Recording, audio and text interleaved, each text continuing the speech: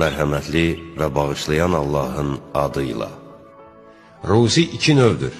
Sənin axtardığın ruzi və səni axtaran ruzi ki, sən ona tərəf getməsən də, o sənə tərəf gələcəkdir. Buna görə də ilinin qəm-qüssəsini gününün qəm-qüssəsinə yükləmə. Sənə hər gün həmin günün öz ruzisi bəsdir. Belə olan halda, əgər il sənin ömründən olsa, Allah Teala yeniləşən hər bir sabahda sənə ayırdığı ruzini tez sənə çatdıracaq. Amma əgər il sənin ömründən olmasa, sənin olmayan şeyin qəmini çəkməklə nə işin var?